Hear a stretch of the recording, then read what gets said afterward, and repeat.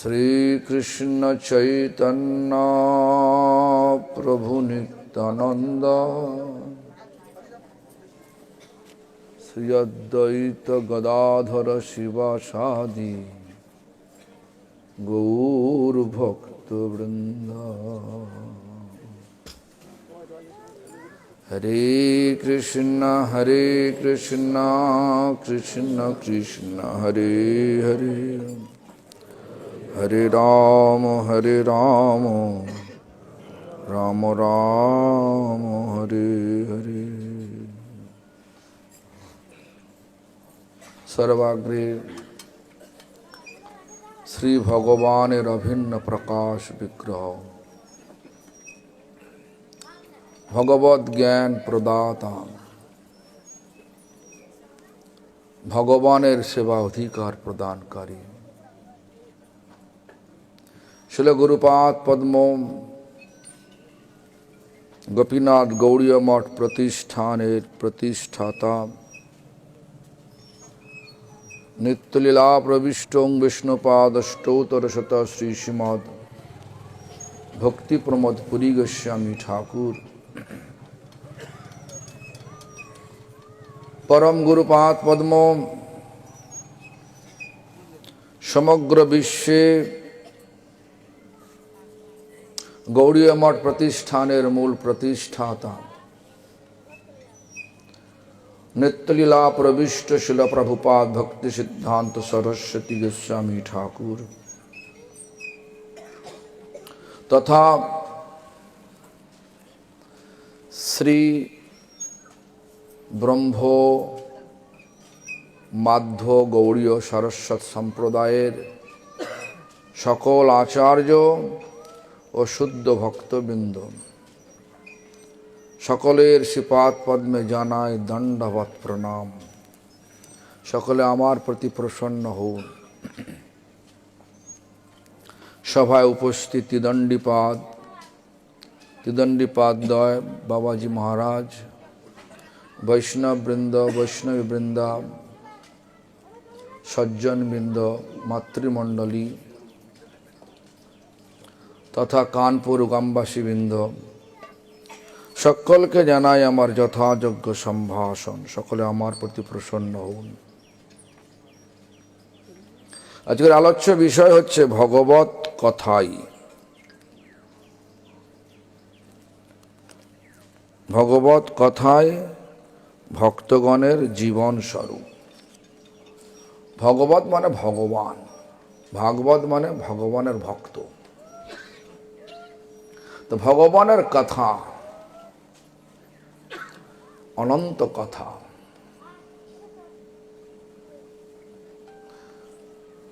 भगवानेर जन्मलीला भगवानेर सृष्टि लीला माने भगवान किभाबे सृष्टि करलेन এই जगतके भगवानेर लीला कथा बहु बहु आछे आर भक्त तादेर कथाटाई भगवान कथाटाई जीवन बोले मने करे एजন্য प्रत्येकटा मंदिरे যারা একটুখানি आत्म माने आत्मा कल्याणের জন্য মানে আমরা দুটো অবস্থা তো একটা হচ্ছে শরীর একটা হচ্ছে আত্মা যারা গৌড়ীয় মঠ তারা দেখবেন সব সময় আত্ম কল্যাণের কথা বলে ভগবানের नाम भगवान लीला कथाई आत्मार खाद्य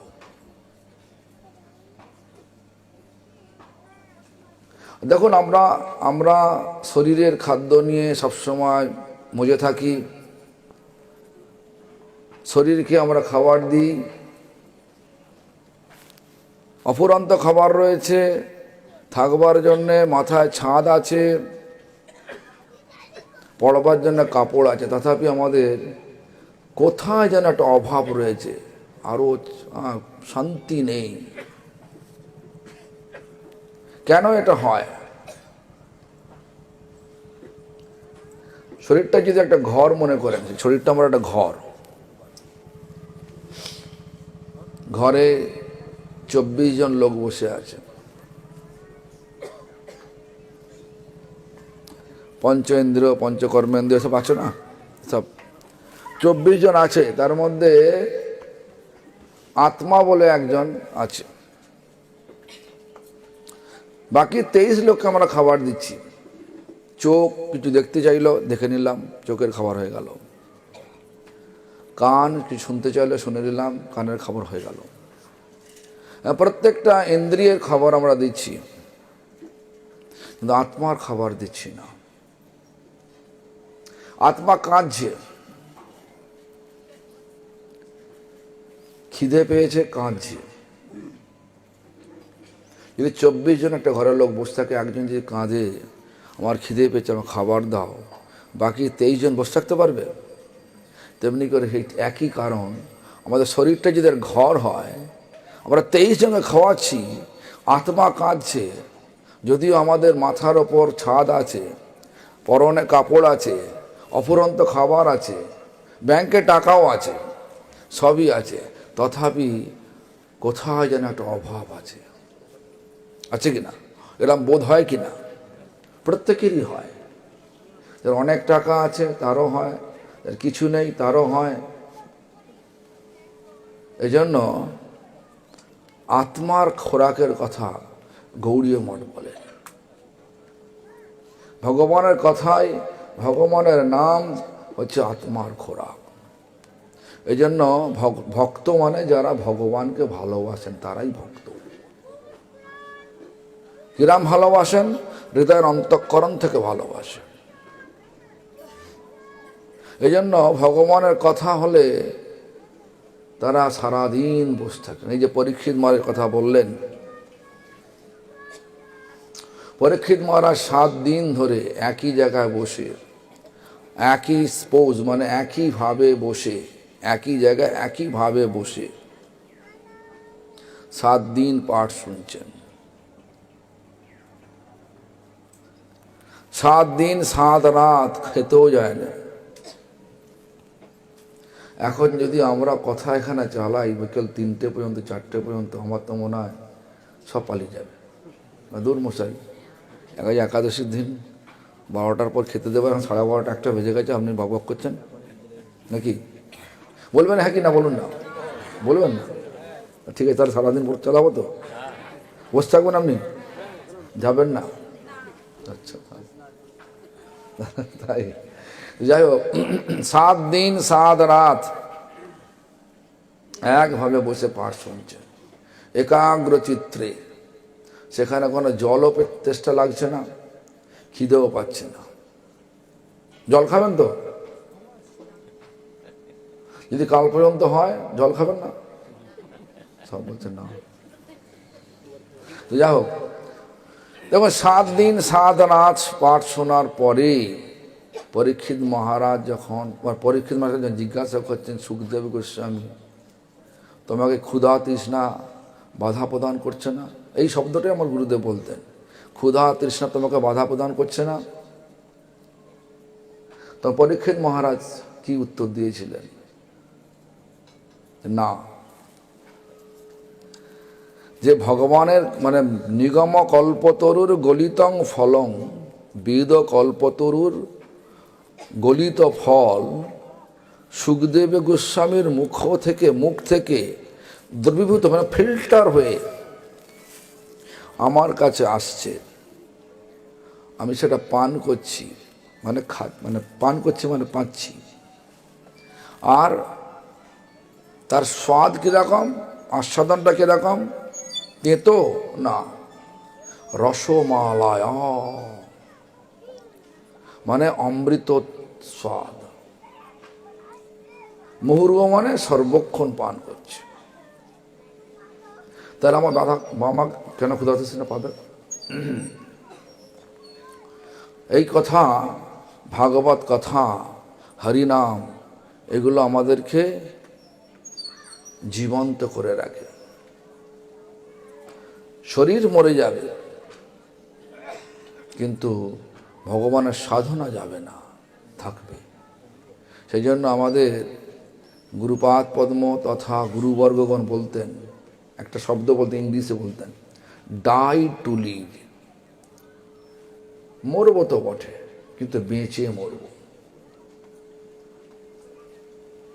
শুধু মরব না, শুধু মরব না বলতে খাবো দাবো থাকবো, আস্তে আস্তে বুড়ো হয়ে মরে যাব। ভাগবত এটাকেও বলছেন আত্মহত্যা বলছেন। যারা এই মনুষ্য জীবন পেয়ে, মানে মানব জীবন পেয়ে, সুযোগ অনেক আছে, সুযোগ অনেক আছে এই জীবনটাকে সার্থক করার, মানে এই জন্ম মৃত্যুর দুঃখ কষ্টের যে আবর্ত চক্র, চক্র থেকে বেরিয়ে যাবার সুযোগ অনেক আছে। সেটা কিছুই করলাম না, শুধু খাওয়া দাওয়া থাকার, বুড়ো হয়ে মরে যাওয়া। ভাগবত এটাকেও বলছেন আত্মহত্যা। আমরা জানি আত্মহত্যা মানে কি, গলায় দড়ি দেয়া, গায়ে পেট্রোল জ্বলে মরে যাওয়া, রেলের মাথা দেয়া। আমি অনেক রেলে মাথা দেওয়া দেখেছি। আমাদের যখন কলেজ ছিল, স্কুল ছিল, ওই রেল লাইন টপকে যেতে হতো। প্রায় সময় দেখতাম কেউ না কেউ মরে গেছে। তো যাই হোক, এরকম এগুলো বলে আত্মহত্যা। কিন্তু ভাগবত বলছেন এই শরীরটা যখন পেয়েছি, সেটা বলছেন কিরম, শ্লোকটা কিরম ভালো করে শুনবেন। নৃদেহ মানে নরদেহ, আদ্যং মানে যে মুহূর্তে পেলাম, নৃদেহ আদ্যং সুলভং মানে অত্যন্ত সহজ হয়ে গেল। কি সহজ হয়ে গেল? এই জন্ম মৃত্যু দুঃখ কষ্টের যে চক্র, চক্র থেকে বেরিয়ে যাওয়াটা সহজ হয়ে গেল। কেন? সাধনা। অন্য দেহ সাধনা করতে পারবে না। কি সাধনা? ভগবানের সাধনা। কলিযুগের সাধনাটা কি না? হরিনাম, হরি কথা, মানে ভগবত কথা। এই যে মহারাজ বললেন ভাগবতের অনেক উদাহরণ দেন, ভালো সুন্দর যুক্তি দিয়ে উনি বললেন। তো নৃদেহ মানে নরদেহ, আদ্যং মানে যে মুহূর্তে পেলাম, সুলভং অত্যন্ত সহজ হয়ে গেল। কি না? সাধনার সুযোগ হয়ে গেল। আর সাধনার দ্বারা সিদ্ধি লাভ করে আমরা এই দুঃখ কষ্টের আবর্ত থেকে বেরিয়ে যেতে সহজ হয়ে গেল। দেখুন, আপনারা কি দুঃখ চান? কেউ দুঃখ চায় না, সবাই আনন্দ চায়। কিন্তু কাজগুলো যা করা হয় সব দুঃখের কাজ করা হয়। কেউ চায় না এই জগৎ থেকে বেরিয়ে যাওয়ার জন্য। কোনো ছেলে যদি বলে যে মা আমি সন্ন্যাস নেব, মায়ের কি মাথায় মাথায় যেন বজ্রঘাত পড়ে গেল নাকি? ছেলে বিয়ে করে কিন্তু মাকে ছাড়বে নাকি? সে ভালো, কিন্তু ওই সন্ন্যাস নিয়ে চলে যাবে এটা হবে না। যদি বলে মা আমি কাজ পেয়েছি আমেরিকাতে, সারা জীবন থাকতে হবে ওখানে, তাও মা হাসি মুখে বিদায় দেবে, কেন? ওখানে পয়সা পাবে না। কিন্তু সন্ন্যাস নেবে, সেখানে পয়সার উপরে একটা অর্থ, পয়সাকে অর্থ বলে, অর্থের উপরে একটা পরমার্থ আছে। সে পরমার্থ ভাবে, সেটা শুনলেই যেন মাথায় বজ্রাঘাত পড়ে গেল নাকি? যদি পুরুষোত্তম যদি বলে, অনুরাধাকে বলে, ওর মা অনুরাধাকে বলে মা আমি সন্ন্যাস নেব, মায়ের তো মাথায় বজ্রাঘাত, বাবার তো মাথা একদম আরো বেশি পড়ে গেল নাকি? এরকম হয় কেন? এগুলো হচ্ছে এটা মায়ার আকর্ষণ। মাও থাকবে না, ছেলেও থাকবে না, কেউ থাকবে না। থাকবে আমাদের ভগবানের সাধনা, আর কিছু থাকবে না। সেই যে বলছে সুলভং মানব জীবন পেলেই সেটা করা যায়, অন্য জন্ম করা যায় না। গরুর জীবনে করা যাবে না, হাতির জীবনে করা যাবে না, করা যাবে? যে কোনো জানোয়ার, বড় বড় জানোয়ার, শক্তিমান জানোয়ার, যতই শক্তি থাকুক, বুদ্ধি নেই, করতে পারবে না। তাই আমাদেরকে একটুখানি ভাবতে হবে। এরপরে কি বলছি, আমি কেন বলছি, সাধারণভাবে মরলেও সেটা মানে আত্মঘাতী হবে, এটা আমি বলছি না, ভাগবত বলছেন, ব্যাসদেব বলছেন ভাগবতে। জানবেন ব্যাসদেব ভাগবত লিখেছেন বটে, কিন্তু ভাগবত চিরকাল ছিলেন। ভাগবত ভাববেন না যে ভাগবত লিপিবদ্ধ করেছেন ব্যাসদেব, ভাগবত আগে ছিল না, তার আগে ছিল, নিত্যকাল আছে। তাহলে আবার লিখতে হলো কেন? এর পেছনে একটা যুক্তি আছে। এক সময় ফেমিন মানে হচ্ছে দুর্ভিক্ষ হলো। সে দুর্ভিক্ষেতে সমস্ত মুনি ঋষিগণ গৌতম ঋষির আশ্রমে এসে উপস্থিত হলো। ভালো করে শুনুন, গৌতম ঋষির আশ্রমে কেন এলেন? গৌতম ঋষির ভান্ডার আর ক্ষেত, ক্ষেত মানে যেখানে চাষ করা হয়, সম্পূর্ণ সবসময় পরিপূর্ণ থাকবে। লক্ষ্মী দেবীর একটা আশীর্বাদ। সেই জন্য সবাই চলে যায়, দুর্ভিক্ষ যাই হোক, গৌতম ঋষি আশ্রমে আছি, সব আরামেই থাকবো। দুর্ভিক্ষ কেটে গেল, চলে গেল, আর গৌতম ঋষি অনুমতি দিচ্ছে না ঋষিদেরকে যাওয়ার জন্য। কেন? এখনকার দিনে আমরা তো সব মানি না, যার বাড়িতে আছি আমার ইচ্ছাকালে চলে গেলাম, বাড়ির গৃহকর্তার অনুমতি পেলো বা না পেলাম দরকার নেই, নাকি? কিন্তু তখনকার দিনে সেই গৌতম যার যেখানে গেছি তার অনুমতি না পেলে যাওয়া যেত না। তাই গৌতম ঋষি অনুমতি দিচ্ছে না, কেন? অতিথি সেবা করে খুব আনন্দ পাচ্ছেন। আমাদের তো এমন মনে হয় কবে যাবে রে বাবা, আমি বিশ্রাম পাবো নাকি, সেটা আলাদা ব্যাপার। কিন্তু তখনকার দিনে অতিথি সেবা করে খুব আনন্দ পাওয়া যেত, এখনও পাওয়া যায় যদি সেবার মতো করা যায়। তো যখন আমাদের ভাবটা চলে গেছে, সেজন্য ভাবি যে এলো ঠিক আছে, কিন্তু যাবে কবে। তো যাই হোক, মঠে তো গেলে আগে জিজ্ঞেস করে কবে দিন থাকবেন, ক টাকা দেবেন, নাকি? হ্যাঁ, সব সিস্টেম উঠে গেছে, সব কলির প্রভাবে সব চলে যাচ্ছে। যাই হোক, শুনুন ঘটনাটা, শুনুন কি হলো।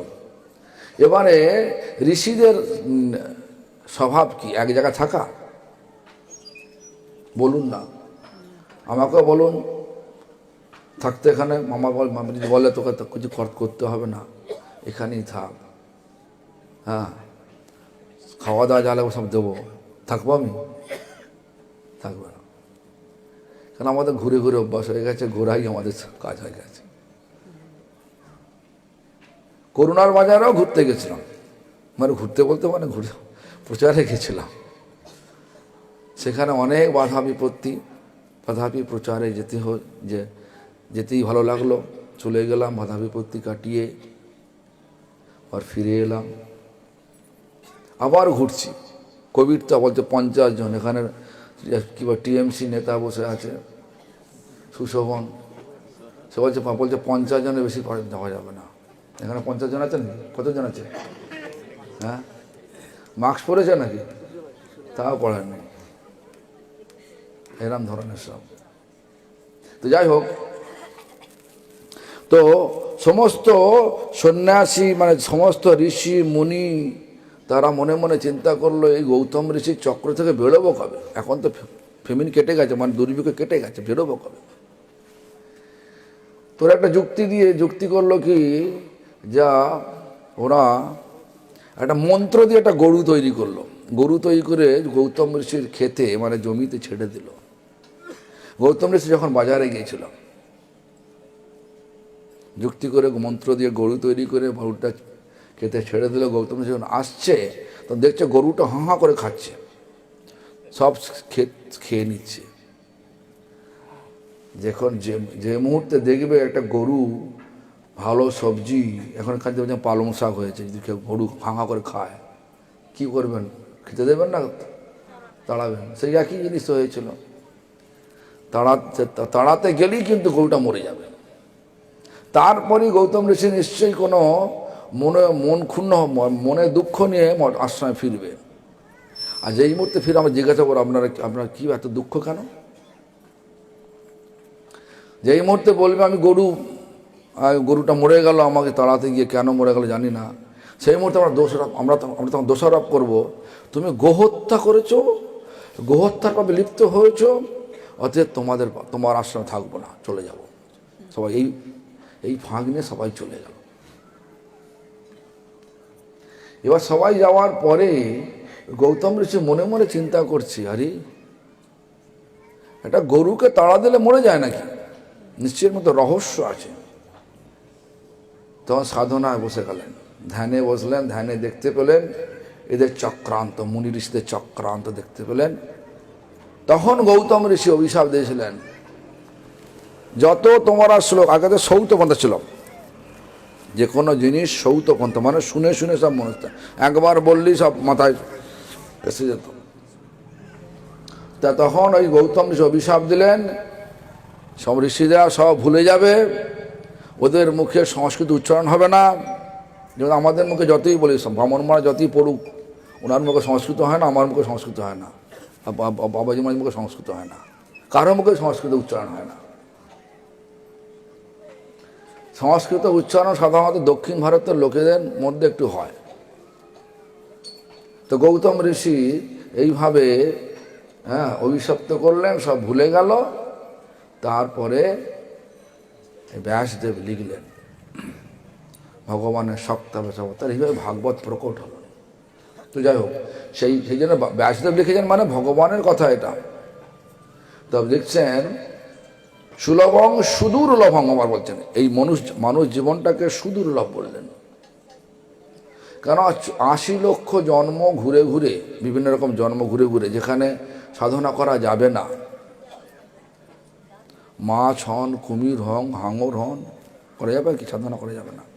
হাতি হন, যত রকমের বড় শক্তিমান জীব আছে, সব কিছুতেই হবে না। তাহলে একমাত্র মানুষ জন্মেতেই হবে। সেটা পাবো কবে? 80 লক্ষ জন্ম। এই চক্রতে 80 লক্ষ বিভিন্ন রকম জন্ম ঘোরার পরেই মানুষ জন্ম পাচ্ছি বলে বলে সুদুর্লভ বললেন। সহসা পাওয়া যায় না, পাওয়া গেল সুদুর্লভ। তারপরে বলছে শরীরটা কি বললেন? বলছে প্লবং। এই শরীরটাকে, মানব শরীরটাকে বলল নৌকা বলল। এই জগৎটা হচ্ছে কি না ভব সাগর, মানে মায়ার সাগর, সবই মায়া দিয়ে গড়া। কেন? যেমন সুখদেব গোস্বামী তার মায়ের গর্ভ থেকে বেরোতে চাইছেন না, তখন ব্যাসদেব তাকে অনুরোধ করলেন, পুত্র তুমি মাতৃকুক্ষি থেকে বেরিয়ে আসো। পুত্র তখন জবাব দিল কি গর্ভ থেকে, পিতা আমি ভীত সন্ত্রস্ত, আমি অত্যন্ত ভয় পাচ্ছি। কেন? এই মায়ার জন্য। আমরা তো কোনো ভয় নেই। জানবেন ইংলিশে একটা মানে প্রবাদ আছে, a fool rush in where angel are fear to tread. বোকা লোক অতি সহজেই প্রবেশ করে যায় যেখানে বুদ্ধিমান লোক যেতে একটু ভয় পায়। তা আমরা বোকা, খুব হাসি খুশিতে আছি। আর সুখদেব গোস্বামী বললেন ভীত সন্ত্রস্ত। কেন? না মায়া। তখন কি বললেন? পিতা তুই ভগবানকে বলো তার মায়াকে সরিয়ে নিতে। পিতা ব্যাসদেব গেলেন ভগবানকে বললেন। ভগবান বললেন, ও ব্যাস, তুমি তো সবই আমার জানো। এই জগৎটা তৈরি করি যে মায়া দিয়েই তৈরি করি, যদি মায়াকে সরিয়ে নেবো পৃথিবী থাকবে কি? আর কিছুই থাকবে না। তখন বললেন তুমি তো সবই করতে পারো, যেটা হবে না সেটা হওয়াতে পারো, যেটা হবার সেটা না হওয়াতে পারো, তুমি করো না। আমার ছেলে যখন বলেছে, আমি একটু গল্প করে বলছি, হ্যাঁ, তখন বললো ঠিক আছে। ভগবান বললেন একটা গরুর শিং, তার অগ্রে, তার গরুর শিংয়ের ওপরে দূর থেকে একটা সর্ষের দানা ফেললে, সর্ষের দানাটা যতক্ষণ এই গরুর শিংয়ের ওপর স্থিতি অবস্থা থাকবে ততক্ষণ যেন মায়াটা সরিয়ে নেব। গরুর শিংয়ের ওপরটা গোল, সর্ষের দানাটাও গোল থাকবে কতক্ষণ? ফ্র্যাকশন অফ সেকেন্ড, মানে 1 সেকেন্ডও না, কয়েক অল্প। আগুনে হাত দিলে হাত পুড়ে যায়, কিন্তু একটা প্রদীপ জ্বলে যদি হাতটা এরকম করেন, আগুনের শিখা দিয়ে হাতটা নিচ্ছেন কিন্তু হাত পুড়ছে না, এরকম ধরনের একটা। তো যাই হোক, সেই জন্যই আমি বলছি এই জগৎটা মায়া দিয়ে তৈরি। তো যেই মুহূর্তে ভগবান এই বিধান দিলেন, সেই মুহূর্তে সুখদেব গোস্বামী মায়ের কোখ থেকে, মানে গর্ভ থেকে বেরিয়ে দৌড়ালেন, জন্ম হলো। তো যাই হোক, সুদুলম সুলভং সুদুর্লভং প্লবং, এই নৌকা, প্লবং সুকল্পং, এই এই এই যে মানব শরীরটা বলছেন সুকল্প মানে হচ্ছে পারফেক্ট ইঞ্জিনিয়ারিং প্ল্যানিং বোর্ড, সুন্দর যান্ত্রিক যন্ত্র, মানে সুন্দরভাবে ব্যবস্থা করা হয়েছে, যন্ত্র দ্বারা ব্যবস্থা করা হয়েছে এই নৌকাটাকে। খুব শক্ত শক্ত শক্তি সমস্ত নৌকা।